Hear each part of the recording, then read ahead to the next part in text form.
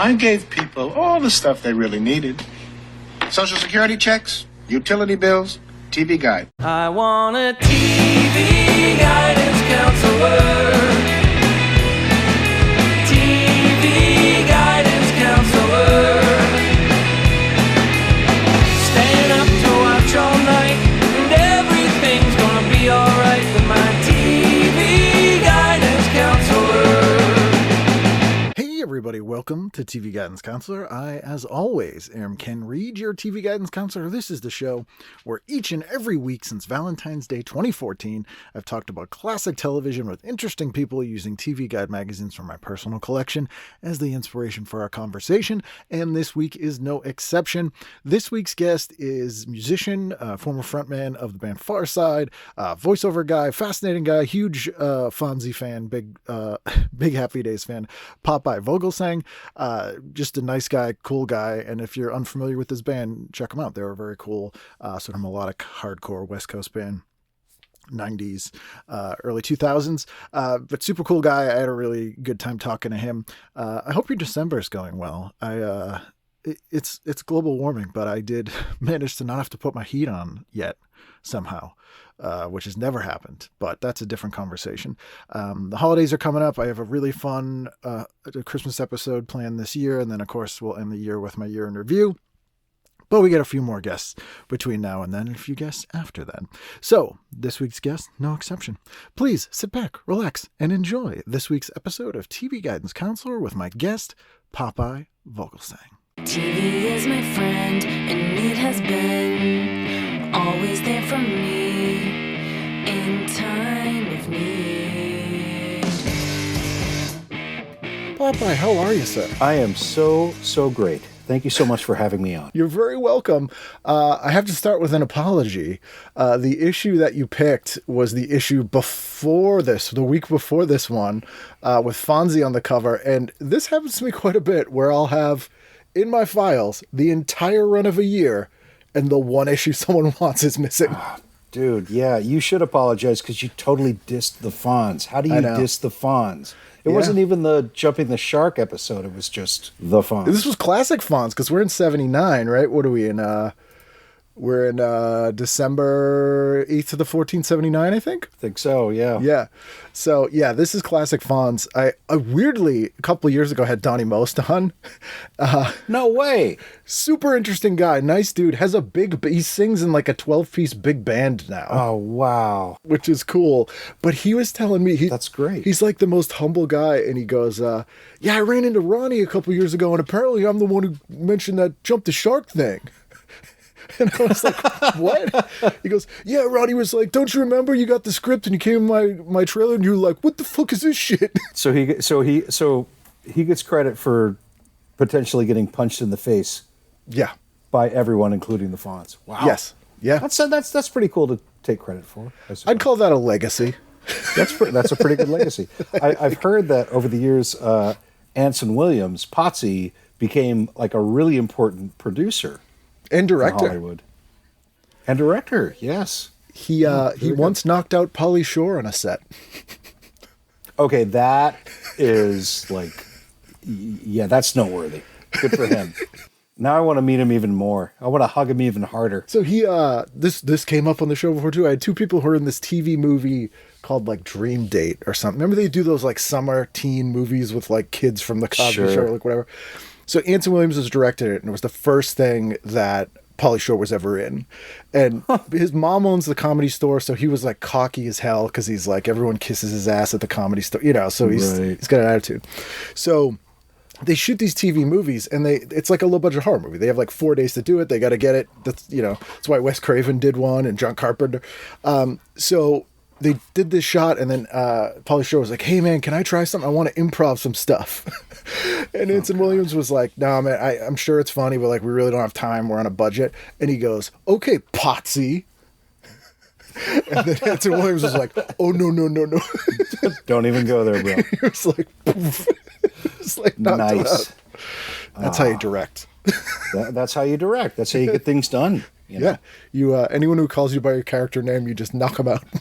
Yes. Like I lead with my nickname Popeye because you have nowhere to go from there. And I'm not afraid to get punched in the face by my bandmates, but it's like you can't make fun of my nickname because it's already a stupid nickname. You know? Yeah, I mean, I feel like that was across the board in the punk rock world. It was like the scariest, toughest guys had the most dumb nicknames or embarrassing nicknames or like making fun of nicknames. Yeah, like Crusher or Bruiser or something like that. But it's like, what are you going to say to me? Like, oh, you like spinach? Yeah, I do. Yeah. Nice forearms, asshole. Can we move on, please? Like I don't have anchor tattoos. I was not in the Navy. No calcium deposits on your elbow. No. Can we move on, please? And then they would just be dumbfounded, like, oh yeah, okay, bro. Yeah, that's fine. Yeah, we've gotten past this. Because you after the bin, you've done a bunch of like ADR work and stuff, right? Haven't you gone into voiceover? Yeah, I did voiceover. I still do them occasionally, but I did a lot of ADR work. Did a ton of video game voiceover work.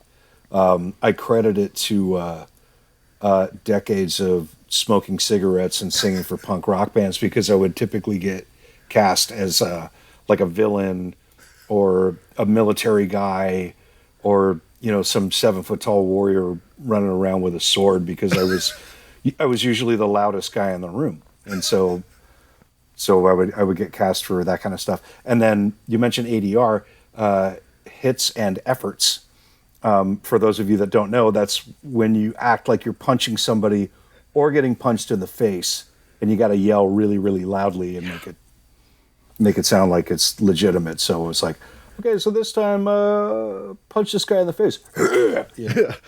And now you're getting punched in the face. Yeah. Have you ever seen Toast of London?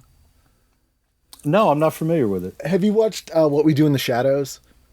I have, yes. So Matt Berry, who's Laszlo on that show, he wrote and starred in this show in England called Toast of London, where he played this like pompous actor named Stephen Toast, who now did ADR stuff. And it's so funny. There's this one scene where him and his like arch rival actor have to ADR this like European porn movie.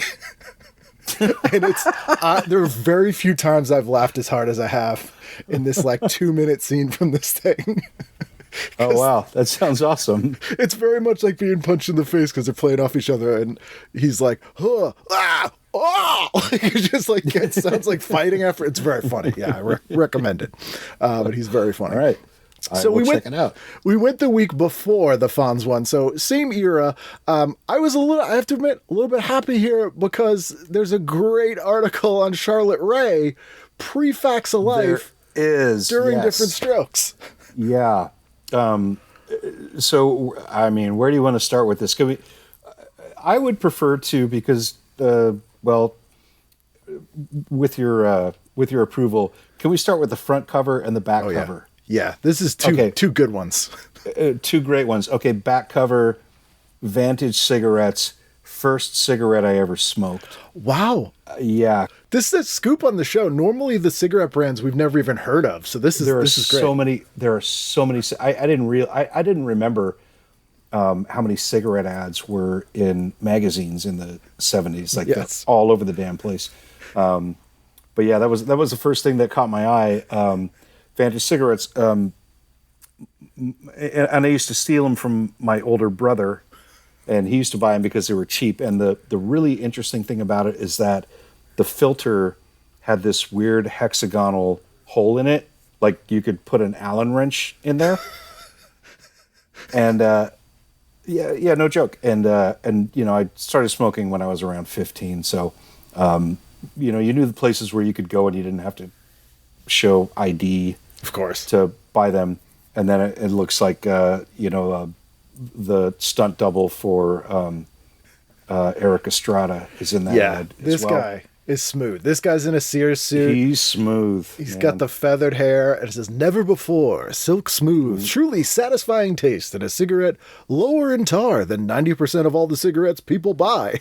What a weird... That is a lawyer wrote that second half. It's so specific. And that was part of their ad campaign, and that's why they claimed that their filters were shaped that way, because they said, no, there's less tar. It's like, yeah.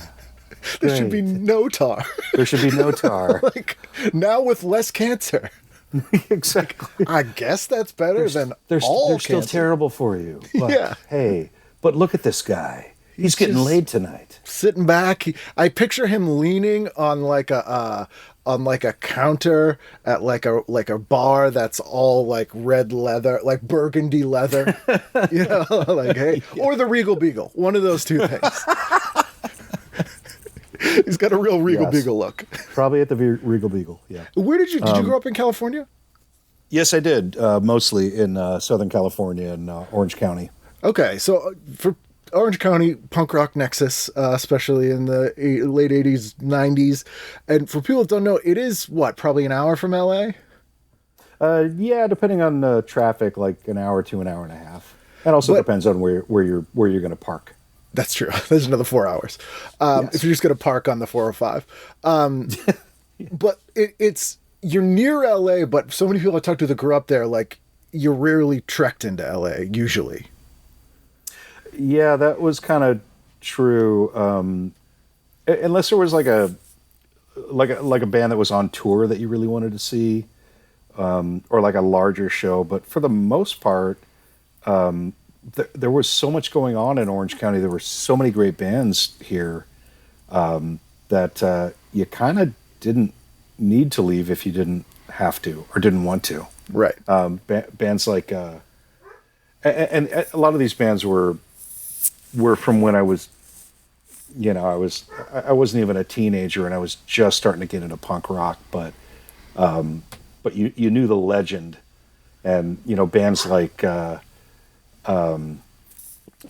Adolescents and the Vandals and TSOL and DI and Agent Orange, and then once the hardcore scene really started to come around, then you had bands like Unity and Uniform Choice and Instead,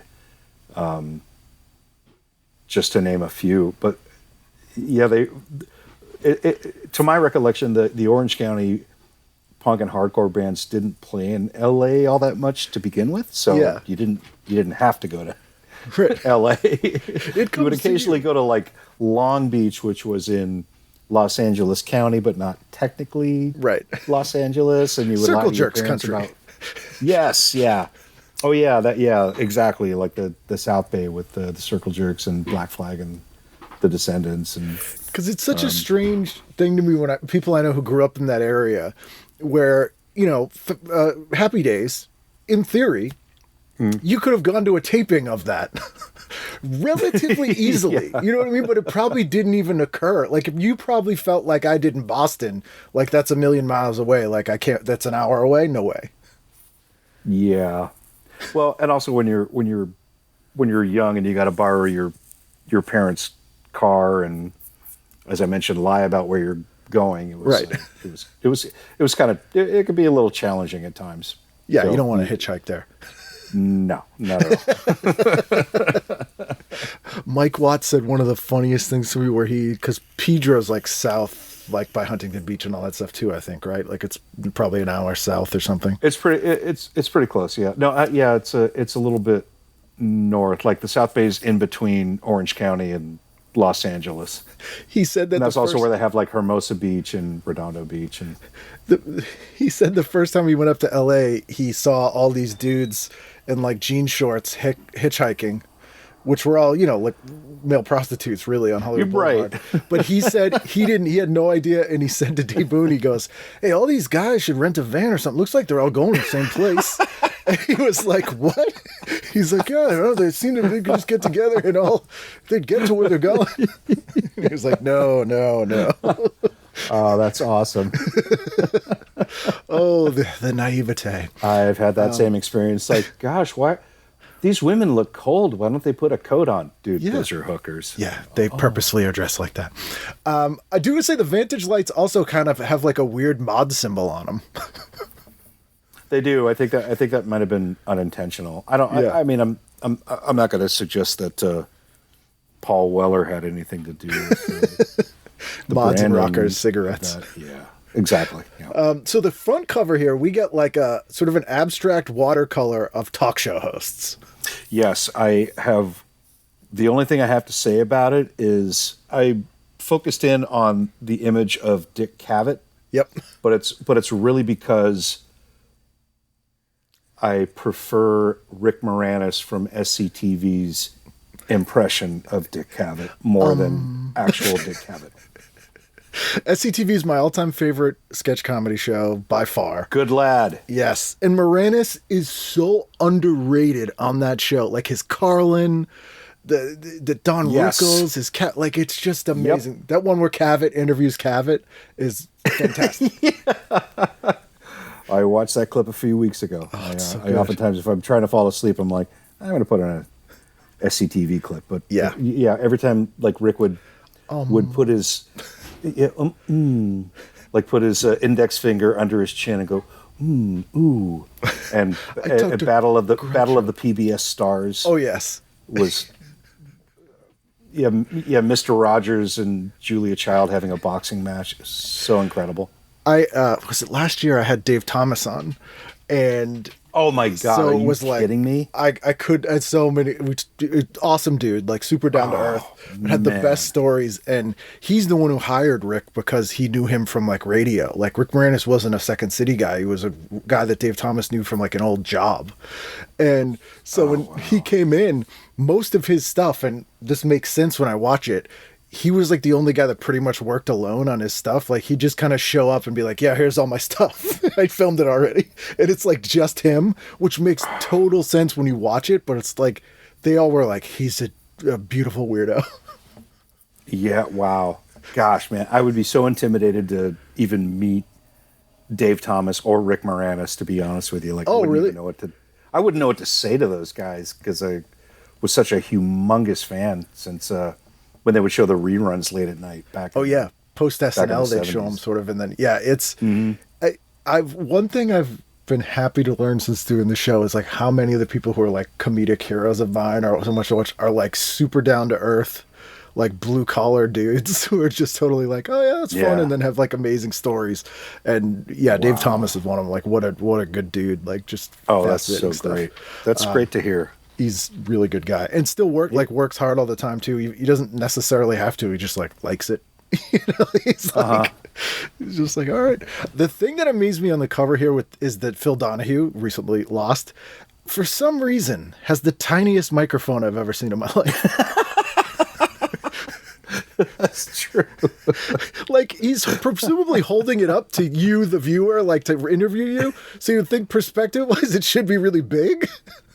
Yeah, I don't know. Maybe maybe they didn't want to cover up his eye or something. But it's like a Q-tip. It is kind of like a Q-tip. But he had a habit of he would put the mic really close into your face, like thoughts. And he'd rest his head down like he was like Elvis. Like I'm done. Here's the question. Yeah, like and look at that, like that beautiful hair compared to maybe that was the other thing. He had the best hairdo. True. In that photograph, or that likeness. One guy so they put him front and recognize. center. So maybe the artist didn't want to like, yeah, but his hair looks so good. Let's not take anything away by making the microphone too phallic or humongous or anything. His hands generally look weird in this painting. Like they look like they were attached after. So like no one else has hands in this painting, right? It's all heads. And if you look at like, it's all kind of built around Phil Donahue. Like all these people are sort of coming out of his head, but the hands look like some editor was like, we need hands on this. And he's like, well, it'll ruin the integrity of the painting. He's like, just put him on there. Probably. So after the fact, it's very weird. Or, maybe Phil's people were like, make his hands look big. Yeah. Phil, that, very proud of his hands. The ladies. Microphone, very small. And then meanwhile, Johnny Carson's up at the very top. I mean, he's at the top, but he has the smallest head. And it doesn't, all of these are great likenesses, except for some reason they made Johnny Carson look like Link Ray. Like, it doesn't really look like Carson that much. I don't know why. I don't know. I recognize him pretty well. I mean, this is 1970s Johnny Carson. Yeah, that's true. I think if it wasn't in the context here, I don't I guess I would know it was him because we got Merv, we got Phil, we got Tom Snyder, Dick Cavett, and then The other guy, there's one guy upper left that I didn't recognize, and then Yeah, I didn't recognize him either. our bottom left is covered by the address label, so Sure. that person seems to have long hair. I don't know who that would be at that time. No women, I've noticed, but that it is the 70s. Yes. We're getting into the Christmas season here as we are in December, and then speaking of cigarettes, there's like this Norman Rockwell-esque ad for Raleigh Lights. Saw that, yeah. It's Yeah, the weary postman soaking his feet. he walks all day. Give him some cigarettes. Yeah, exactly. That's how you that's how you want to end your day. Well, I mean, having been a smoker for decades, yeah, I get it. The soaking your feet, and who sent him? I guess that was a friendly neighbor that left him a card. Probably, maybe they gave him a tip. Maybe they didn't. I don't know. This Raleigh, like not the brand, but I guess like the flavor of Raleigh is called Extra Burley. Oh, I didn't notice that. It's in the Extra Burley. Oh, now I see it. Yeah, extra burly. Because this guy looks like Tobacco George Kennedy. fortifies the flavor. George Kennedy mailman and his Extra Burley cigarettes. George Kennedy. It's like, I smoke Huskies. Yeah. And then ironically, right after the Charlotte Rae thing, Kmart's Christmas ad is for smoke detectors. Of all the things, they sell a lot of stuff there. Why specifically Christmas smoke detectors? Well, we know you're going to fall asleep while you're with a lit cigarette. So, in order to save your children, You forgot to water that thing. they're on sale. So weird. I'm like, man, they knew what they were doing there. They had to have. Probably, yeah. Then there's an interesting article in here. Did you guys get TV Guide when you were growing up? Oh, absolutely. Yeah, I was a child of the 70s, and we had our subscription. Certainly. It's amazing how well written it was, because there's an article in here by Stephen Banker about the satellite to home business of like the future of satellite stuff. And this is 79, and they're kind of predicting what the mid 80s will be like. And it's really incisive. It's just like really correct, weirdly. Well, I didn't notice it, but I will. Well, now that I got the copy of the PDF you sent me, I will certainly check it out. Like I was more mesmerized by the ads. Of course, yeah, of course. The ad for Electric Cowboy, Which is a terrible picture. which got my mom crazy. She dragged us all to the movie theater when that came out because, well, she's still kind of nutty about Robert Redford. I think all women of a certain age are. Yeah, I believe so as well. What was I going to say? And well, she also had the Jane Fonda. I bought her the Jane Fonda Workout. Oh, very nice. For Christmas one year. So, yeah, when that movie came out, she was kind of losing her mind. If people haven't seen the ad for this, it's like a silver gray background, but it's basically Robert Redford who's gonna pile drive Jane Fonda. Like her head is in his crotch. He's got his arm between her legs, and it's like, I guess it would make you go, "What is that movie?" But I don't know if it would make you go see it. Yeah, I don't know. Well, it sure made my mom want to go see it. Your mom was like, "Are they wrestling? We have to see that." It's like, we're going to that. I was like, okay. And it says coming this Christmas. Like coming this Christmas. Yeah, they knew what they were doing. Only PG, weirdly. So let's jump in here. Saturday night, what jumped out at you for things to watch? Let's see. Well, let me... Brian's song is on. Oh, God. Well, yeah, I mean, I'm a big sports fan, so great sports movie. You know, if you want to cry like a baby, and you know, if I was a kid, I was allowed to. There's a lot of interesting Christmas stuff. So I was always intrigued by the Hollywood Christmas Parade, so that fascinated me every year. Yeah, no, that was always enjoyable. Like different from the New Year's parade for sure. It was always weird to see like what... Or the Thanksgiving parade. Yes, the Thanksgiving parade I still watch to this day. It's like the one thing it's like my one tradition. But the Hollywood parade, the mixture of stars was always super bizarre. Yes. I lived in LA proper for about 20 years, and I went to it a couple of times, and and oftentimes it was like, I have no idea who that is. But it would be like, Not Linda that that's saying Carter. anything, but it's like, cool, yeah, that's fine. It's Al from Happy Days, and then the Weatherman from Channel 5. Like, it would just be like really weird. But it was great. Like I would still like clap along, like, yeah, man, like you do your thing. This is a parade. There's some specials on, too, that I'd never heard of, like a Cosmic Christmas. Yeah, I don't know what that is either, but I probably would have been super into watching it. So, yeah, this is the holiday season. Now I'm looking at Prime Time, looking at Frosty the Snowman. Absolutely. The Pat Boone Christmas special, my mom probably would have insisted that we flip over to that when there was a commercial with Frosty the Snowman because she was a huge Pat Boone fan. I know he did a metal record some decades ago. Good for him. This is weird. The ad for Pat Boone and Family Christmas Special, it's him and the Hanna Barbera characters, but they're not animated. They're like mascot costumes.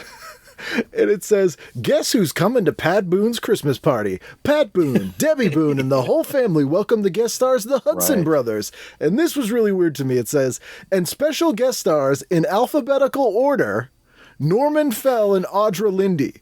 2 names. They felt the Which need are to say. not alphabetical. Like, is that intentional? Like, even the first and last is not alphabetical. Yeah, I would have gone for Norman Fell for sure. Oh yeah, everyone. This, the Being a Ropers. big Three's Company fan. Yeah, absolutely. You gotta love the Ropers. Absolutely. Perry Lang, Marty Ingalls, Dinah Shore, Gavin McLeod. All right, I'm on board for Okay. that. Rosemary Clooney, who's Debbie Boone's mother-in-law, apparently. No kidding. Let's see who. Huckleberry Hound, Yogi Bear, and Quick Draw McGraw sing "We Are Family." Now you're talking. Oh, that sounds like a fever dream. But I'm going down a little bit, and I'm looking at the Farrah Fawcett, Jeff Bridges show, Somebody Killed Her Husband. And it's Christmas themed. I've never heard of this. Yeah, all I can think of is that I just feel like that's a Ramones song. Somebody killed her husband. Yes. Even the drawing looks like a weird Ramon single.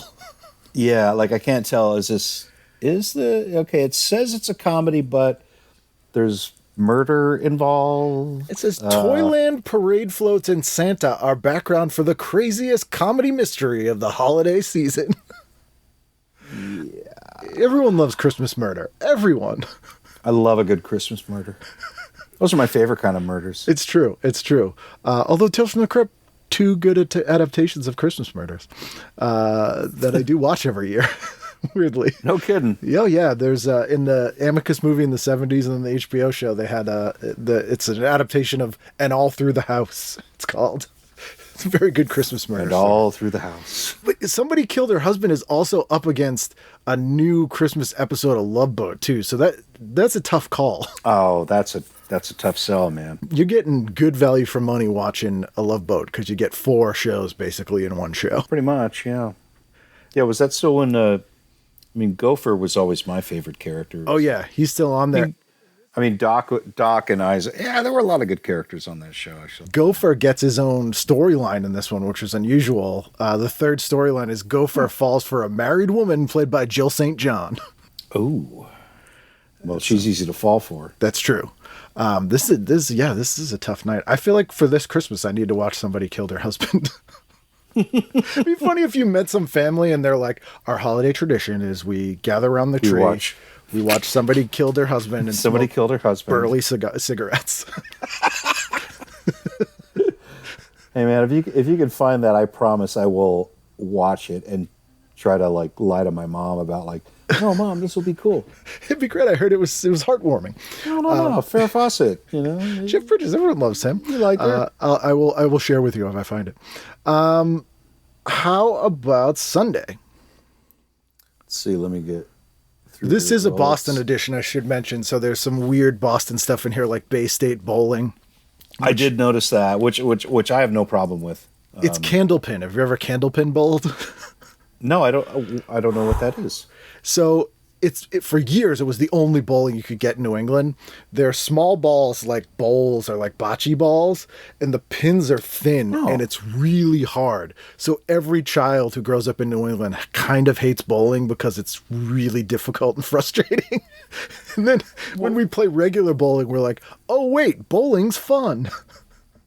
Well, would you do candlepin bowling like on a regular sized Yep. lane?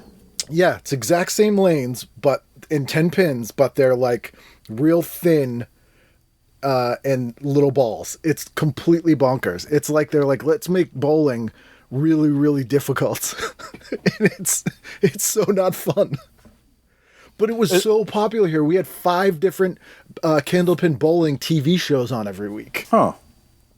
So, in your opinion, is this something where your parents just took you to get you out of the house so they could just like sit in the back and drink beer and be like, yeah, go honey, just throw some stuff in. Yeah. It was a birthday party thing, but every bowling alley here had a bar and a little Regal Beagle in it in the back.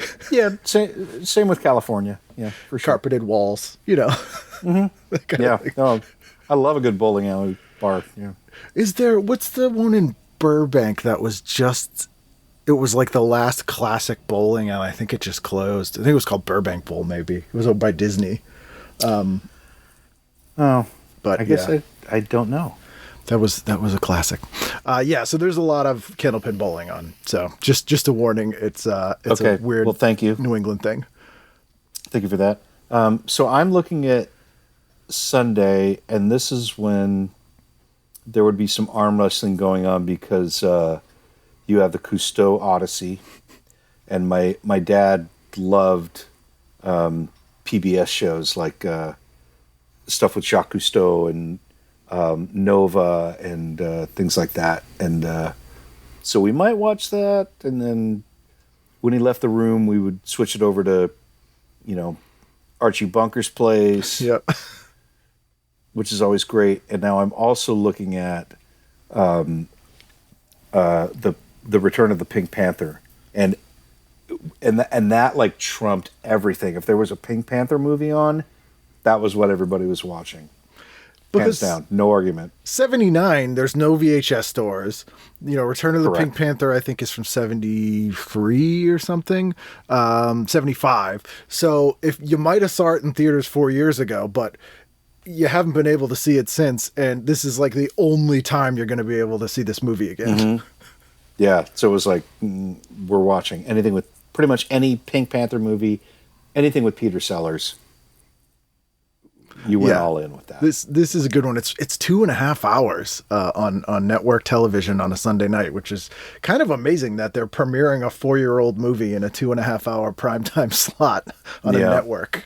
Well, they probably got a cheap rate, and they knew that, the kids were going to start to get sleepy, and then you could, just toss them in their beds. It's on at the same time as Don Kirshner's rock concert with Olivia Newton-John, Smokey Robinson, and Hart. Ooh, that's a good lineup, man. It's a weird lineup. That's a great lineup. It's great, but it's an odd mix of people. Like, I could not picture those 3 groups performing on the same show. I don't know. I mean, if all of them were still alive now, like that would be like that would be a sellout at a that could be a big summer tour arena. Yeah, like a shed tour. Yeah, you could call it Smoky Hearts, and then Olivia Newton-John throws me off. I'll come up with something for it. This non-existent thing. Smoky Hearts and John. Yes, Smoky Hearts and John, the law firm of Smoky Hearts and John. So you're watching that movie all night. How about Monday night? Let's see. Well, nobody. This is an easy one for me. This is like no contest. Well, I'm guessing this time of year it would assuming it was airing in this particular episode, it would absolutely be Monday Night Football. If there was a game, we were always a big sports family. But then, a Charlie Brown Christmas, you can't. Every year to this day, it's so good. Can't bail out on that, man. Can't. Sad and existential, and it's like Great Pumpkin and Charlie Brown Christmas Yeah. are amazing, and then it's a giant drop off the cliff for all the rest of the Peanut specials. I thought a Charlie Brown Thanksgiving was a good one.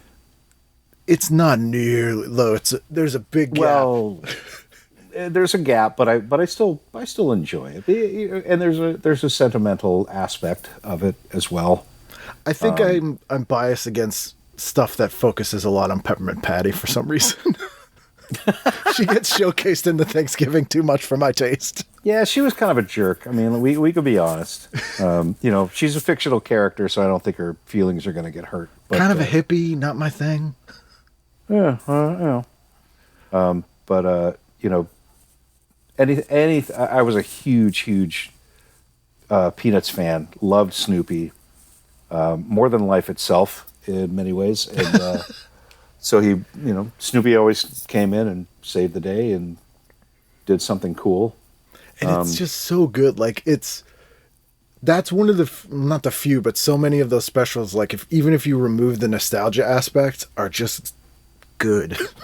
They're timeless. Yeah, there was certainly especially with a Charlie Brown Christmas, there was messaging without hitting you over the head with messaging. And as kids, like you don't recognize that kind of stuff, but with Linus and Charlie Brown getting that tiny little tree, and Linus giving his speech, and and all the kids trying to do the Christmas pageant, and then decades later it turned into a viral video with the Bad Brains Pay to Come played over it, which is amazing.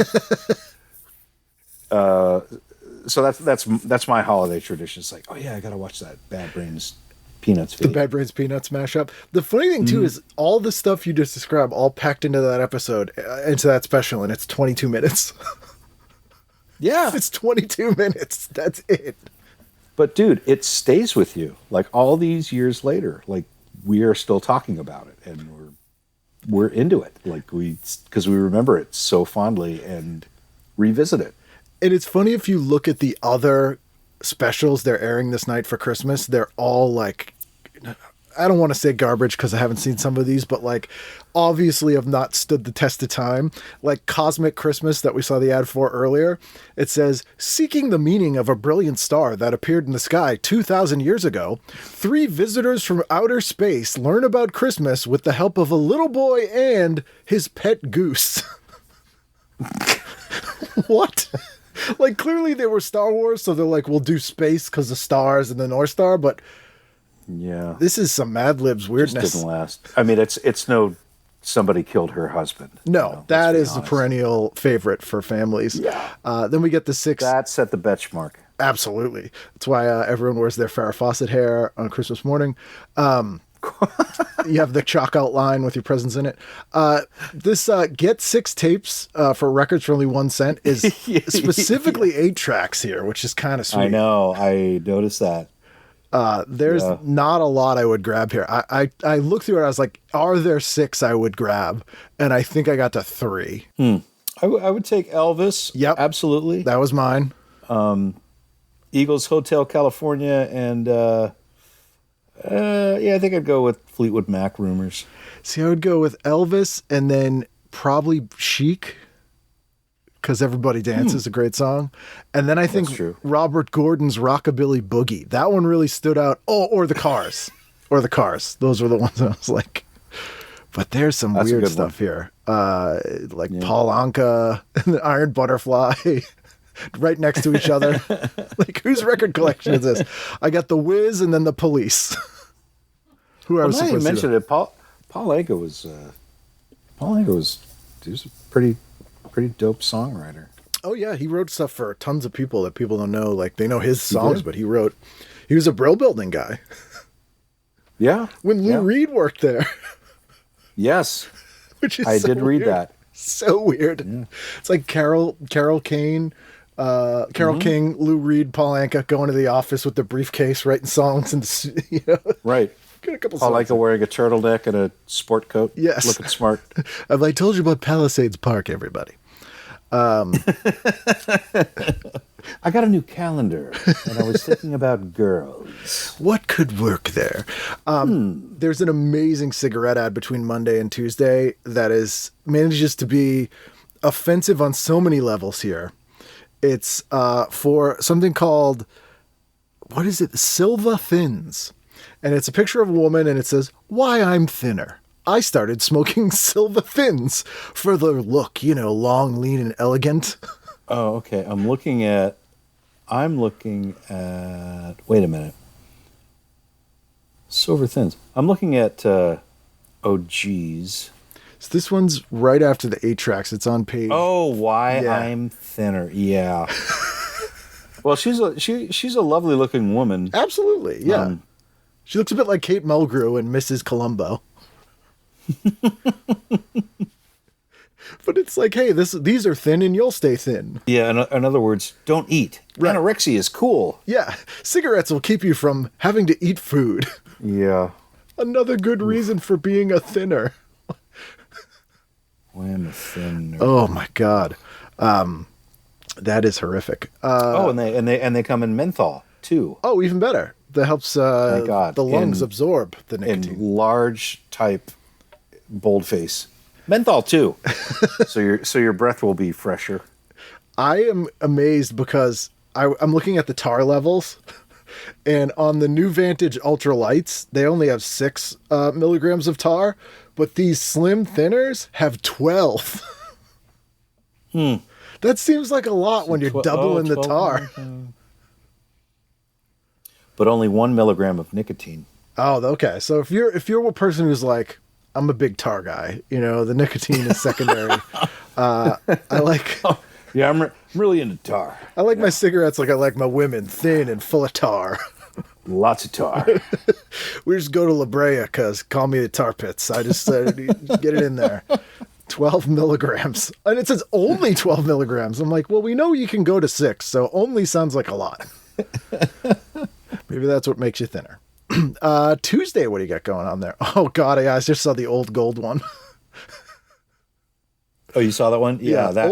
Old gold. OGs are old gold lights. Yeah. And us who love them. Be an OG. And it's a woman who has a T-shirt on, and the O and the G are her breasts. Yeah, a lot of emphasis on the breasts with the O and the G. That is some interesting design work. Yeah, that woman looks like she's never had a cigarette in her life. No. Good for her. Because it's like, yay, I'm active because I smoke. No, Right. no. Those two things do not bode well together. This is a good compromise, though. 9 milligrams of tar. Only 9 milligrams of tar. Right in the middle there. It's the I'm Goldilocks tarless. 3 Bears. It's the just right of tar.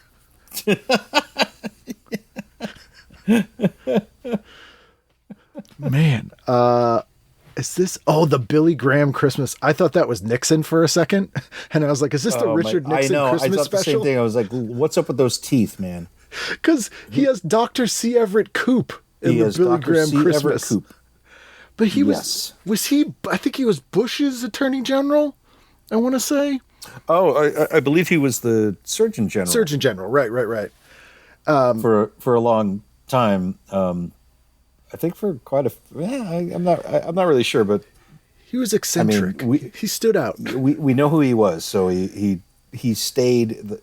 He managed the course of time as the as the Surgeon General, eventually getting interviewed by Ali G. Yes.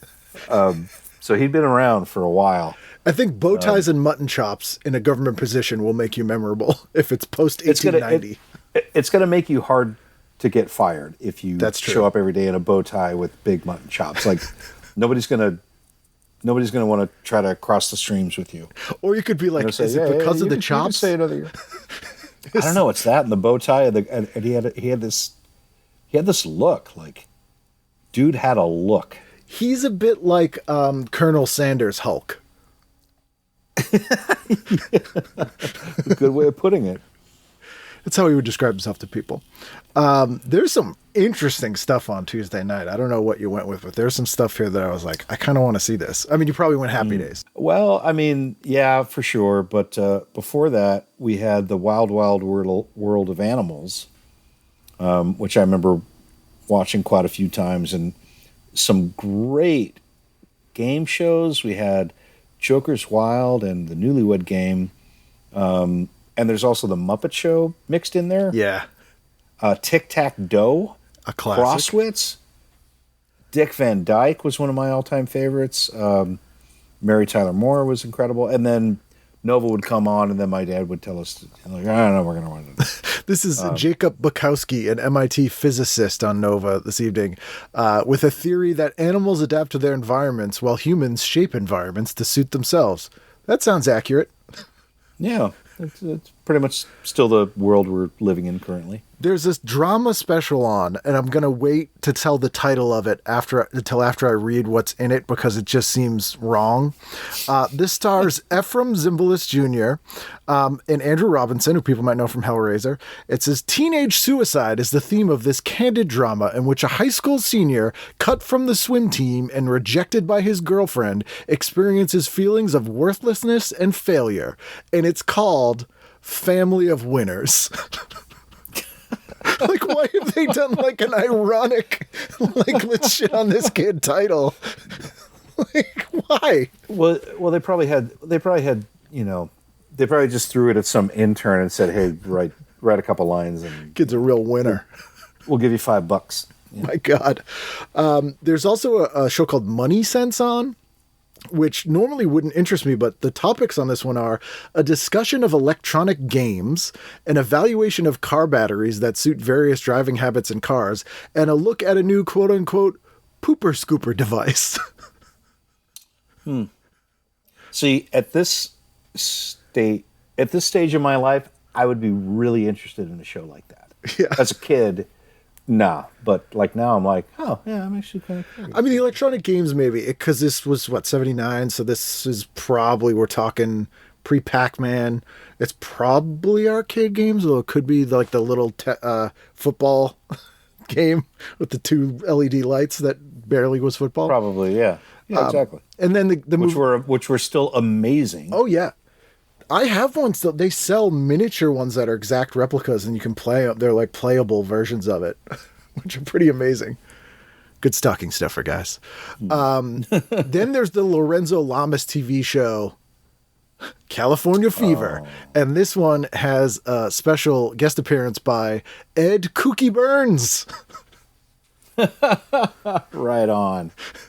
This is so California. Rick, played by Lorenzo Lamas, may be put out of business after a rash of accidents between roller skaters and bicyclists prompts the closing of a section of the boardwalk. Ooh. Ooh. That's at Venice Beach, the roller skaters and bicyclists. Really. So tough. Another one of my mom's heartthrobs. She probably... Lorenzo Lamas? That. Big Renegade fan? Yeah, sure. Yeah, for sure. Oh, yeah. What a weird career, because he hosted Dance Fever for a while. That's true, yeah. And then he's like, I also do martial arts. I'm in a California TV show. Also, I'm the Renegade. Hey, man, you gotta diversify your career. Yeah. You know? Hey, can't fault him. He's working. Not at all. Anything else on Tuesday? Are we on to... Let's see. Well, I'm looking at Fight or Flight, which is underneath maybe a little... Yeah, I'm not quite at Wednesday yet, but... there's the Police Power Tonight ad that has Hawaii 5-0. And then underneath that, there's that thing called Fight or Flight. Oh, yeah. Good luck, Mr. Sworn, Robinson. Yeah, I could have sworn that was Chuck Berry. It looks exactly like Chuck Berry, and but apparently it's not. This tagline would work for a Chuck Berry thing in 1979, because I think it's when he got arrested for the cameras in his restaurants. Yes, yeah. Probably. You've seen Hail Hail Rock and Roll, I presume, right? The Chuck Berry documentary. I have not seen it. Oh, it's unbelievable. I felt weird about it, like after finding out. Like, I mean, I was a huge Chuck Berry fan, just a huge oldies rock and roll guy. But then after I found out that he was a creep, a humongous perv. Yeah, and I was like, I don't want to do anything that supports him. You might enjoy that documentary more now because it's mostly a testament to how crazy he is. At one point, he knocks out Keith Richards. Oh, that would be worth it. They get new because the whole premise of it is like Chuck Berry, for people who don't know, infamously did not travel with a band. When he would tour, it was only places he could drive to. He needed his pay and cash in a suitcase, and as part of his rider, they had to provide a band that knew all his songs. He'd literally pull up, get on stage, people he's never played with before. So his shows were garbage because it's like that's so hard to put on a good show. Quick story. Guy's dead, so I'm not worried about retribution. He's not going to punch me in the face. Although, not a person you'd want to be haunted by. I don't know. I mean, it could be pretty cool. No, I do have a very good friend who's a show promoter, and part of his rider was he has to be picked up from the airport in a Mercedes. Yep. No exception. And my friend, like, couldn't get him a Mercedes, so we got him it was still a nice car, but he refused to get in the car because it wasn't a Mercedes, and he just stood there outside the airport for like hours, according to my friend, until my friend could get a Mercedes, and then he was like, fine. That tracks. It's like, dude, it's a fucking car. Yeah, so he was like hours late to the show, but it was your friend's fault. Exactly. He was like, no, I'm not getting in there.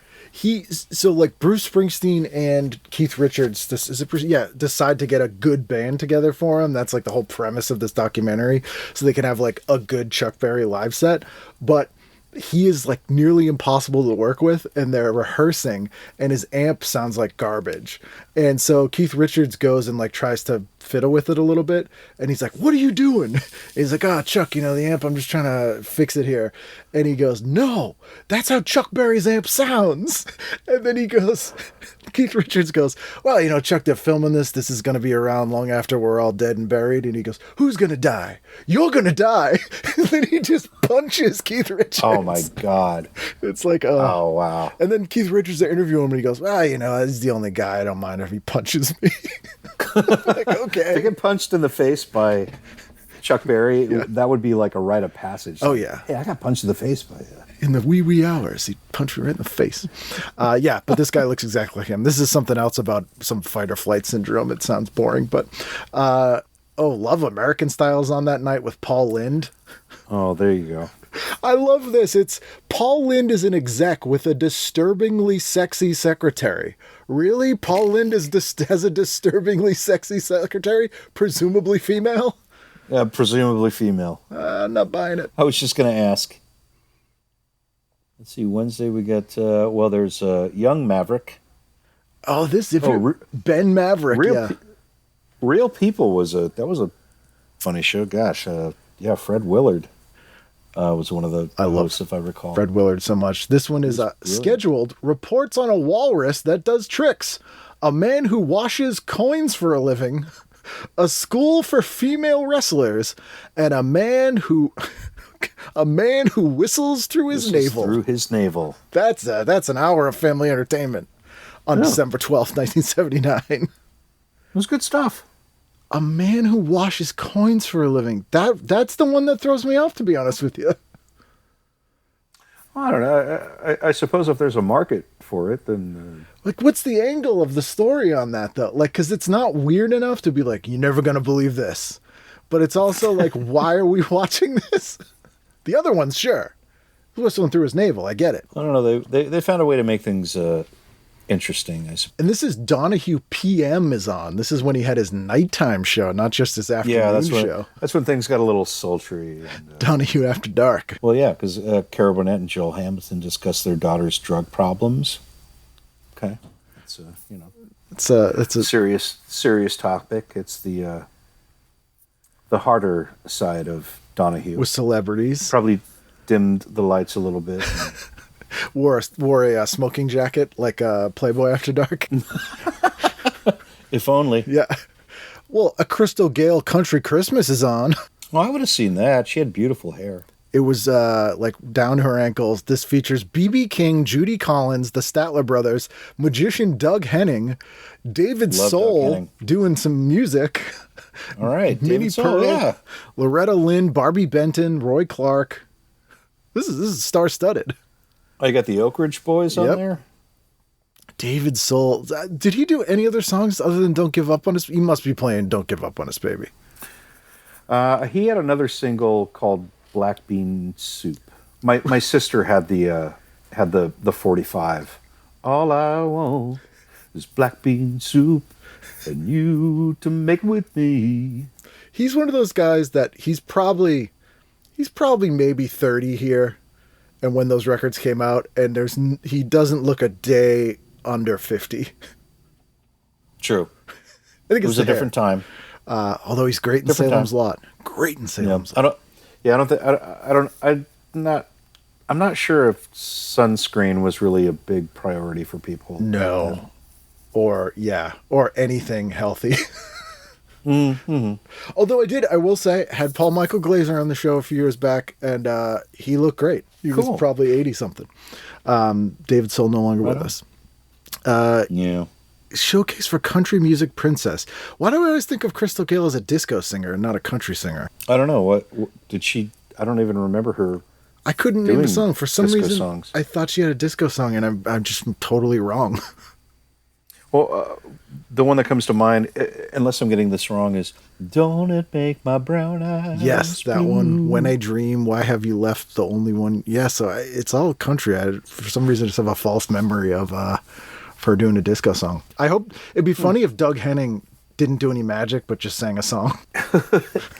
Don't it make my brown eyes blue? Thank you. I just turned magic. I turned her brown eyes blue. In a world of illusion. What a strange dude. Canada's finest export, Doug Henning. You know who used to do a great Doug Henning is Rich Hall. Yes. Although Rich Hall and Martin Short were on SNL at the same time. Yep. And Martin Short did Doug Henning before Rich Hall did.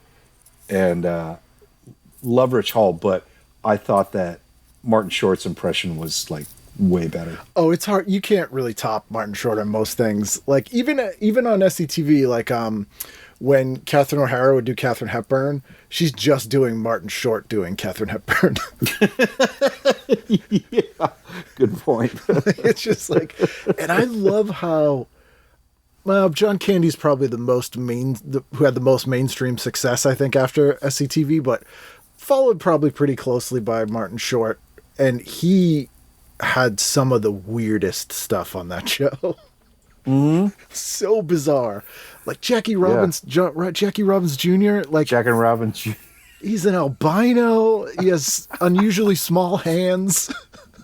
Like so weird. My God. Yeah, Jackie Rogers Jr., 100,000 jackpot wad, that game show. Yes. Or that Lawrence Orbach, the character he would play on the Halfwits thing that he also... Oh my God, Halfwits. He also, the character people know from the synchronized swimming short on SNL, he'd done that character on SCTV, and there's one where...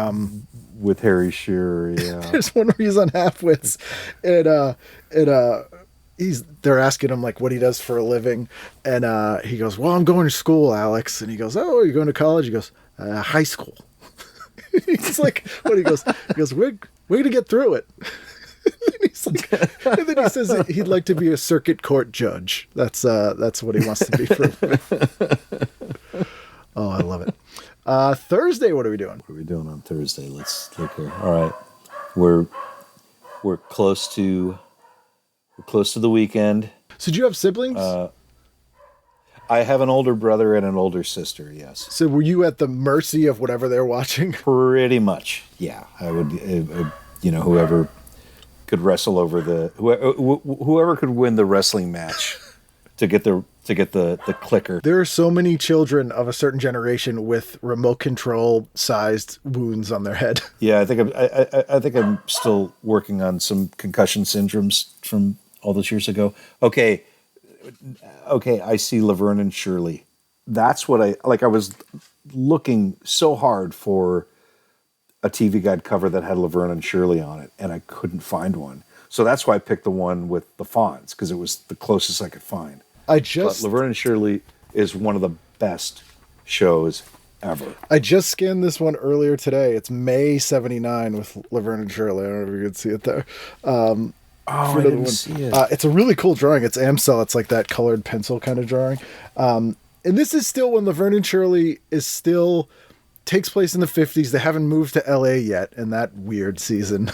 Yeah, that once Shirley left the show, like it was done. But they wouldn't admit she left the show. That was the weirdest part. Like, she's still in the credits. She hasn't been on the show in a year.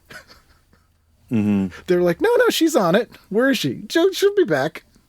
Yeah, it had to be some sort of contractual thing. It's very something. weird. Very weird. This one is Schatz hires a psychologist to evaluate work aptitudes. I've never seen this one, but it actually sounds pretty funny. Sounds pretty interesting. Penny Marshall kills me. And, of course, everyone loves Lenny and Squiggy. Absolutely. Those guys are so brilliant. I've watched so many videos of Lenny and Squiggy doing Lenny and the Squig tones. Yes. Because they were so great. And Michael McKeon is an outstanding musician. Oh, yeah. I mean, all he's ever been known for, at least, is just doing parody stuff like that and Spinal Tap and A Mighty Wind. But, man, the dude could play and he can write and he's a great singer. And so for those of you listening, just look up Lenny and the Squigtones. They did an album. Yeah. And they used to go on tour and play live shows. And they were so incredible. Their comedic sensibilities, but also if you're a musician, you can really dig into it's actually a really good chord progression. Yeah, this is a catchy song. Weirdly, it's a catchy song. There's a Christmas episode of Laverne and Shirley that I think is the year before this, where they have to. Weirdly, this plot's come up in a bunch of sitcoms on Christmas, but the cast of the show has to put on like a show for prisoners. I can think of 4 different sitcoms that have done this, and Laverne and Shirley's one, and Michael McKeon and so Lenny and Squiggy, they play a song called "Christmas with the Merry Fat Man" that McKeon wrote, and it's like a Christmas song, like a comedic Christmas song. That's just like a great song. I don't think I've seen that one. Oh yeah, look it up on YouTube. Even just that clip, it's like a solid, just fun Christmas performance of them doing this Christmas song. Jack Frost is on, which I always hated. And also, there's an ad for The Last Hard Men, which is a Western. Yeah, I'm looking at that. But why does James Coburn's drawing look like Jeff Goldblum in The Fly? What have they done? And one of them is going to die hard. That's right. Now he's the target of a revenge-crazed killer. Yeah, well, it's Christmas, so, The Last Hard Men is not a good title for something. Well, it is a good title for something, not this. For something, not this necessarily. But I'm sure my parents would have been like, oh, yeah, let's watch that. We love a Western. Oh, and then the Bob Hope Christmas special. Never enjoyed Bob Hope. There was one year that I enjoyed one Christmas special that he did, because they did a bunch of Star Wars stuff. Mark Hamill was a guest. Oh, interesting. Yeah. And when you're 7 or 8 years old, it seemed funny at the time. Now it's it's super cheesy. He's got Angie Dickinson, which is like a classic. I feel like she was just, it was Angie Dickinson in the 70s, and then it was Ann Jillian in the 80s. Like, he always had that woman. Yeah. Kathy Crosby, Bonnie Franklin, and Adam Rich of 8 is Enough. Adam Rich from 8 is Enough. Yep, there he is. I'm going Barney Miller. This is a great episode of Barney Miller. You're skipping over Dean Martin's Christmas in California? I'm kind of intrigued by that because you got Dom DeLuise. Come on, Dom DeLuise is in there. And Shamu. Like, it's literally Shamu yes. and Dom DeLuise. Toast the holidays with Dino and the gorgeous gold diggers of sunny San Diego's world-famous zoo, SeaWorld and Wild Animal Park. Guest stars Shirley Jones, Dom DeLuise, and Ruth Buzzy. Ruth Buzzy, yeah. She was on a lot of Sid and Marty Krofft Saturday morning TV shows. Yeah, she was one of those laugh-in people that popped up so many times in every place. I will watch Don DeLuise do absolutely anything, I must admit. Always amusing. Like, just... For my money, he was the real star of Cannonball Run. Oh, yeah. Oh, yeah. Have you ever seen the movie The End with him and Burt Reynolds? The End. Is that the one where he's trying to kill himself? Yes. Yeah, it's like a super dark, like, edgy comedy from, I think, 78 or 79, and it's really good. I mean, I haven't seen it since then, and I didn't get it. It holds up. Like, it's not as goofy as some of the other stuff, but it's very funny. I also love at this time, because these people always have Christmas specials every year, like Dean Martin and Perry Como, it's always funny to see what new spin they do on it that year, because they're like, we have to do something different.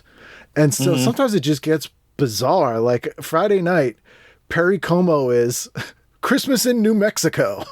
Yeah. Did he just throw a dart at the board? With Joyce DeWitt. Yes, of course. Joyce DeWitt and Buffy St. Marie. Thank God. I mean, the show wouldn't have happened if it wasn't for Buffy St. Marie. No, it would not be a New Mexican Christmas without Buffy St. Marie. Yeah, because when I think Christmas, I think New Mexico. Yeah, classic I like New Mexican Christmas. Yeah, classic New Mexican Christmas. That sounds like someone made a bet with him that was like, I bet you can't do a Christmas special in like New Mexico, and he's like, oh yeah. We're gonna go with contractual obligation. Yeah, they've done every state. New Mexico. But see, now go down a little further. Now we're getting into Lonnie Anderson territory. Yes, Robert Urich and Lonnie Anderson. Oh, get him out of there. Just put Lonnie Anderson on the screen the entire time. Let her do whatever the heck she wants. So funny, charming, and I will watch. Weirdly, never was able to get a movie career. I don't understand it. She's like, if I had to peg one person that would get a movie career from this era as like a comedian or just anything, I would have totally thought it would be her. Well, she was the female lead in the Burt Reynolds movie Stroker Ace. True. How they met, I think. And she was outstanding because she was gorgeous. He lost a lot of the public's goodwill when they got divorced. That was when people started to turn on Burt Reynolds. Yeah, he did. Yeah, I don't blame him. You know, she's still with us, I think, Lonnie Anderson. As far as I know, yeah. She doesn't pop up. So were you a KRP person? You were a Lonnie? If Lonnie Anderson was in the scene, yeah, then I was a... Well, but you know, Dr. Johnny Fever, he was... Oh, yeah. Howard Hessman's character, he was great. Now that I think of it, yeah, like Venus Flytrap and what was it? Les Messman, yes. He was brilliant. Yeah. There were a lot of really good character actors on that show, but you know, as a kid, I didn't really understand what was going on, and I hadn't quite reached puberty, but if I saw Lonnie Anderson, I knew that something great was happening. I thought you were going to say, but if I saw Lonnie Anderson, I would have immediately. just jumpstart that right there. All right, touche. The Donny and Marie special, this is what stuck out to me. This also features Cindy Williams and Adam Rich. Adam Rich is on like 3 Christmas specials this week somehow. That kid's got a good agent. Yeah, just, you know, they're probably all filmed in the same studio, so he's probably just getting passed around a little bit. Dorothy Hamill, Eric Estrada, Cindy Williams, and Adam Rich joined Donny and Marie. Yeah. I did love Donny and Marie Osmond. We absolutely. I don't know. I don't remember what night that show was on, but we watched the Osmonds every time it was on. I like that they definitely didn't take themselves seriously stuff, and I've seen interviews with Donny Osmond where he's like totally cool about it being really stupid, which is kind of refreshing. Yeah, sure. Actually met him a number of times, just randomly. When I was in high school, I worked at a video rental store that just happened to be in his neighborhood here in Orange County, and so he would come in like practically once a week with his kids, and he was like the nicest guy. He was like super nice. He was always smiling, and his children were really pleasant and nice. And my older brother was the manager, and he would walk in and say, "Hi, Jay," and he'd say, "Hey, Mr. Osmond, how's it going?" And like, "You remember my brother Mike?" And I was like, "Oh yeah, Mike, of course. How you doing?" He was like super congenial, like super nice guy, and I was like, "Holy fuck, dude, that was fucking Donny Osmond." Yeah, I know. And it was like, and he just like came in, and his kids would pick out some videos, and then they would leave, and it's like, holy shit, dude, that's fucking Donny Osmond. Weird thing, he only It's hard ever to get rented over it. Lucio Fulci Italian horror films. It was a weird quirk. Not quite. Do you remember when he had his comeback single "Soldier of Love" in like 89 or 90? No, I don't. So we had I don't remember that. The interesting thing about it, he got it to number 1 in the top 40, but it was credited to the mystery artist. And it wasn't until after it became number 1 they revealed it was Donny Osmond. It was the weirdest thing. Was it like a religious song? No, it was one that was like a thief in the night, I can't get enough. I am willing to fight 'cause I'm a soldier of love. It was real like Bryan Adams. Oh, that rings a bell. Probably 89, 90.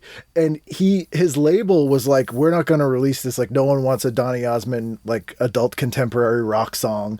And so he managed to convince them to release it anonymous, like the mystery artist. And it went to number 1. Wow, I had no idea. Such a weird thing. Like, I can't think of any other time that's happened. And he was like, no, this is a good song. People will like this. That if they know it's me, it won't do well. But if they just hear it on its own, I'm like, oh, he's right. God, that's brilliant. I'm gonna give him credit for that. Yeah. We got Grand Old Opry Christmas here. Rockford Files that night. 2 klutzy punks try to break into the rackets to a reformed mob boss. Well, if it was the Rockford Files, then my mom probably made us watch it. Big James Garner guy. Yeah, big James Garner guy. Yeah. I had his daughter on the show, and she told me their neighbor was Steve McQueen. Oh, no kidding. And her dad and Steve McQueen would drag race on their street. Oh, no way. Because no one would call the cops or anything. They'd show up and be like, it's... Who are you going to... Yeah. Right. They're like, you're going to arrest one of those guys? No. So they would just do whatever they wanted, and they'd drag race. Oh, my God. That's insane. Like, yeah, Dad's drag racing Wow. Steve McQueen again. That darn Steve McQueen. Then there's a weird thing here called the All-American College Comedy Show. I'm looking at that now, and I have no idea what's... I reckon... Well, J.P. Morgan, I remember her from The Gong Show. And and it looks like Paul Provenza. This is on an 11:30. So this was CBS putting a comedy show on in the SNL slot in December. So I'm imagining this is them trying to take on SNL with this thing. Indiana University. Yes, Who else is it? It doesn't list anyone else, but that is 100% Paul Provenza in the middle. Yeah, I mean, there's some people in drag. The guy in the middle has a striking similarity to Eugene Levy. Yes, that's Provenza, I think, because he was the I warm-up don't think it comic was, yeah. I for figure that's who you were talking about. Different Strokes and Facts of Life at this time. Okay. And then it says, followed by the passionate film A Summer Without Boys from the director of Jaws 2. Why would you put that in the ad? Like, oh, well, that's going to be on after. Well, I guess they got to fill up the space somehow. And it's like, well, I directed Jaws 2. Oh, okay. Yeah. Well, yeah. I got this thing, Summer Without Boys. That's a thing. It's great. And then it doesn't even list Summer Without Boys in the TV guide after it. So I don't know what's going on. Oh, really? There. Incident of Dark Street, Screamer, Jukebox. What do we got? Oh, no, here it is. Barbara Bain stars in A Summer Without Boys, a 1973 TV movie about a woman's failing marriage set in World War II. Well, that sounds like a real fun night. Sounds like a time. And then on Midnight Special, it's the Village People hosting. There you go. I used to enjoy the Midnight Special. I'm looking at the crossword puzzle right now. Oh, nice. I love a good crossword puzzle. I may have to print that out. A guy wrote one of these. You could write a crossword and like send it into them, and they would like, if they printed it, they'd send you a check for like $50. Yeah, I know that's a thing. Like I like doing crosswords. but I also understand that there are, I don't know what you'd call them, authors. Yeah, my brain doesn't work that way. I don't know how they could, like, I can decode one, but I couldn't encode one. Yeah, same with me. Did you ever see the Midnight Special episode that the Cars hosted? I don't believe I did. They insisted, they said, we'll host if we can book the bands. So Suicide is one of the bands. Oh God, it's crazy. Like they're like, yeah, okay, whatever. So they were on there playing like Frankie Teardrop and like Ghost Rider and stuff on NBC. Oh, wow. It's absolutely insane. And also at this time, Cassandra Peterson, who is Elvira, was a production assistant on the Midnight Special. No kidding. Yeah. Oh man, yeah, another celebrity crush for me. Yeah, her and Lonnie Anderson. Yeah, from my Cassandra's childhood. the best. There's a Kodak camera ad here with one of the ugliest kids I've ever seen. Yeah, I guess they again, sunscreen wasn't really too prevalent. I feel like this is a popular kid look in the late 70s. Like some ad exec was like, this is what everyone likes, these weird mop top freckle kids. Yeah, well, he's got that. He's getting back to Happy Days. He's got that Richie Cunningham kind That's true. of vibe going for him. That is very true. And then a weird article at the end here of Drug Addicts, a Cheerleading Clinic, Acne, and Mad Magazine. 30 Minutes tackles the grim and the giggly for its teenage audience. So this is a show. That's too many. That's too many topics in the headline there. Yeah, I'm like, what? And this is a 30-minute Saturday afternoon program for teenagers that I've never heard of in my life, called 30 Minutes, so I assume a play on 60 Minutes. And it's like it's like a 60 Minutes for kids, and there's some bizarre stuff in here. Like they do a story on gay teens in 1979, that's nuts. Like I can't believe that. And then seems like very ahead of its time here. Yeah, I would say so. I wonder if I could hunt down any episodes of this. I'm really curious to see how this stuff was handled, because it seems like it's like pretty. I do remember shows like that on the weekends, in the afternoons, and they would try to do shows that were like, not kids that were like a little too old for cartoons, but not old enough for important things, so to speak. I remember shows like that. They're really trying like this. They go, so far, 30 Minutes has looked, among other things, at the multiple addictions of an upper middle class teenage girl, censorship in a high school play. This is a weird one. The exploitation of teenagers in the merchandising of rock memorabilia, the experience of 2 boys in a prison for adult men, and recommended treatments for acne. Jesus, that's the whole of humanity right there. That's how do you squeeze that into 30 minutes? Sean Cassidy and school censorship.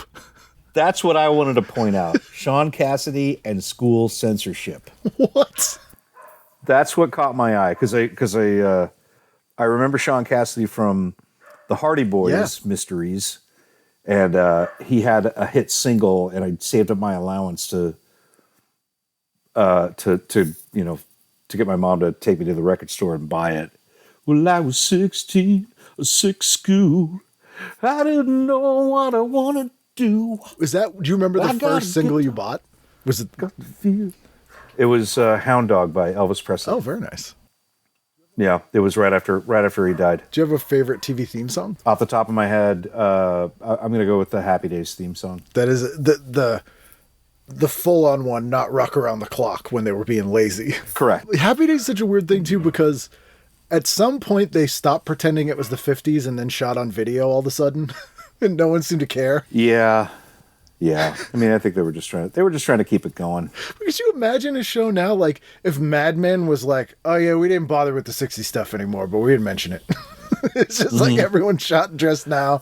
They're like, yeah, it's fine. Yeah. It was definitely the heydays were the ones that were more impactful, and we talked about Laverne and Shirley earlier, and that show like had so much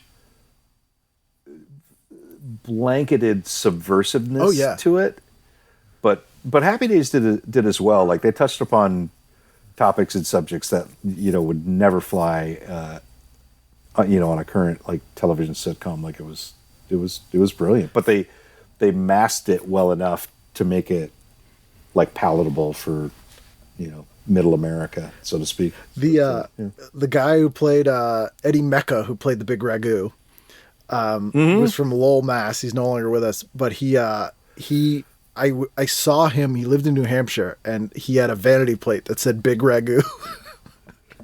Oh, that rules. I saw the plate first, and I'm like, wait a minute, that's Eddie Mecca. Big Ragu. Just driving around. He was great. I had Ed Solomon on, and Ed wrote Bill and Ted and Men in Black, but one of his first gigs was writing for Laverne and Shirley. And they had a cool. They had a softball team, and at one point Eddie Mecca slid into home plate, and like Ed had to get stitches because he knocked him over. And so in the episode, we're joking about getting back at Eddie Mecca, and then he died like 2 weeks later. And just texted Ed, and I was like, "This was not me." He's like, "Yeah, right." I'm like, I have a solid alibi for this one. Then to end here, there's a thing about people rigging Nielsen ratings and another cigarette ad for something called True. But this is really a weird angle to take because this doesn't sound positive. But first of all, for people counting, they have 5 milligrams of tar, which I think is the lowest we've seen this week. But thank God. Their tagline is unexpected taste. Well, because you're not getting that delicious tar flavoring that you would expect from like a 12 milligram. I don't want anything cigarette. described as unexpected taste. Like if I'm going to eat something, I don't want to be like, that's... You want to know what you're eating and what you're tasting. Not what I was expecting. That doesn't sound fun. No, you don't want to bite into an apple and think, hey, this is a hot dog. What is this? A sausage? What's going on here? Why does this hot dog taste like watermelon? Interesting. Yeah, and then they review Heart to Heart, which had just started at this time, which the Wagners. Weirdly, a show very popular in the UK. Oh, I never knew that. They had like conventions and stuff there for years. Like much more popular than here. No kidding. Yeah. Huge. Wow. Much bigger than here. I don't know why. Curious to say the least. Stuff takes off. You never know. It's like, it's always weird for me to hear what shows we exported, and it's almost never comedies because that doesn't translate. It's almost always action shows. So I guess that one kind of falls in like it appeals to everybody kind of thing. It was a fun murder show, investigations. Yeah. Yeah, what was the name of the guy that was like their butler, their driver guy, Barkley or something like that? My wife, Rachel. What's the assistant guy name on Heart to Heart? My boss. Yeah, but what's the Me? I look after the driver guy's name. Yeah, I look after him. Yeah, we've blanked as well, and I'm like, I'll remember. I'll wake up in the middle of the night and scream it. Like, oh my God, I know what it is. Is there anything you watch now? Do you have any? Oh, Max. His name is Max. Max. Yeah, he looked like a Max. Yeah. Is there anything? Wait, we kind of, I don't know, man. Dude, we glossed over a few things. Oh, yeah. What else you got in there? Well, we got the Cool Milds cigarette ad, another cigarette ad. One of my best friends, he had a neighbor who used to work for the Cool cigarette company. Oh. And he doesn't smoke, but told him like, hey, I have a bunch of these like promotional T-shirts. Do you want them? And he said, yeah. And so he had like 30 Cool cigarette shirts, and he was like, oh, this is great because I don't have to do laundry for a month. And he would wear like a Cool shirt every day. Promotional T-shirts make the rounds. It's always fun to see. Like, yeah, he was into it. 9 times out of 10, it's an incongruous person in the promotional shirt. Like you're like, I don't know where they got that. Yeah, and it's like you know he's not going to buy your damn cigarettes, right. Or like. But he's advertising to people who are like, he's advertising. Looks cool. Sure. I'm going to smoke. There are free giveaways. And then there's the AT&T commercial, or what? Is that Bell? The reach out and touch someone. When you used to have to rent the phones from the phone company. Yeah, and you had to pay for long distance. People were like, I own my phone. Yeah, I have unlimited. But then, the one right underneath that for the Presto kitchen countertop appliances, we had a shitload of those. The popcorn maker, that was the classic. We had that. We had the deep fryers. Like if it was Presto, we owned it. You were a Presto household. We were a Presto household. Yeah. Deep fat fryers that's a scary appliance to have in a home to me. It is. I got one a few years ago, like the smallest one you could get, lasted maybe a year, and I'm like, oh my God, like you have to put in like half gallon of oil just to make some French fries. Oh, yeah.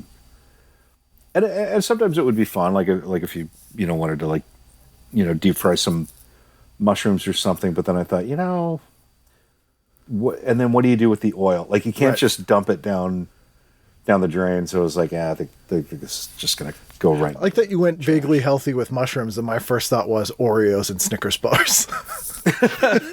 I'd be frying all kinds of dessert foods. It's a good thought, but I was trying to like just kind of like dip my toe in a little bit before I took the plunge. And you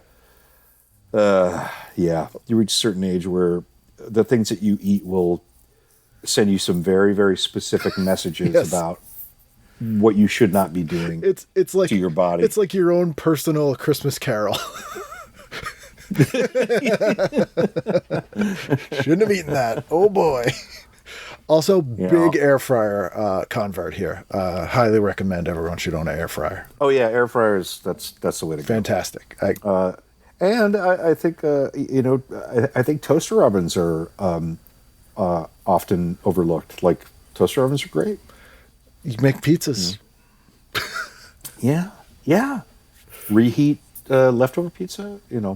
So much better than a microwave. Yeah. And require no oils. You just no oils and no radiation, and less tar. Yeah, keep it less tar. Keep it down to 5 milligrams. I can't think of any other appliance or food that advertises the poisonous thing and how little of it is in there other than cigarettes. We have less poison than the other. Yeah, not a single thing. Now with less poison. And people still bought them. Well, because it's an addictive. Oh, it's a drug. So people are going to buy it, and they're like, well, if I'm going to smoke for many years, I quit smoking a couple of years ago. Congratulations. Hooray! Yeah. Not easy to do. Thank you. But for many years, I used to smoke. Not dissing any companies, but I used to smoke American Spirit cigarettes, the harshest, which were the all natural tobacco with no additives. And I'm like, yeah, that's a healthier cigarette. But right there on the label, it says, this is still, I'm paraphrasing, but it basically said, this is still really bad for you, but we didn't add any extra crap in right. there. That's like, you're like, well, I only drink moonshine. It's artisanal. Yeah, that was my justification. It's like, oh, but this is an all natural cigarette. So when I get lung cancer, it'll be a more natural kind of lung cancer. It can be more easily treated with natural things. Yes, it'll be a more holistic cancer of sorts. But those cigarettes deep fry real well. They do. I know. Yeah, they were good. Tasty. Yeah. Gives it a nice little smoky texture. There's a place near Donut Friend in LA, which I don't know if you've ever been to. It's one of the guys from Drive Like Jehu opened a donut shop in LA. I didn't know that. It's really good. But next door to it is this ice cream place, and the guy has a flavor that's tobacco and it's like tobacco and something else, but it's like amazingly good. Hopefully bacon. Yeah, tobacco and bacon. It's smoked bacon.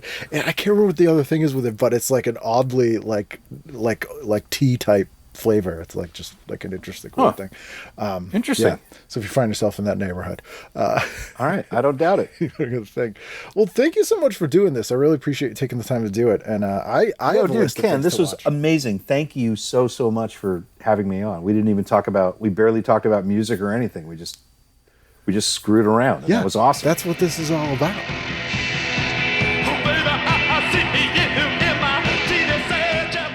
There you go. That's Popeye. Like I said, awesome dude. Check out his music and all the stuff he does. I'll put links to all that there. Great time talking to him. Always like catching up with the punk rock people. I assume you enjoy hearing it as well because you're still listening. And speaking of you listening, I'll be here next week, so I hope you will too, for a brand new edition of TV Guidance Counselor. Dude, yeah, you should apologize because you totally dissed the Fonz.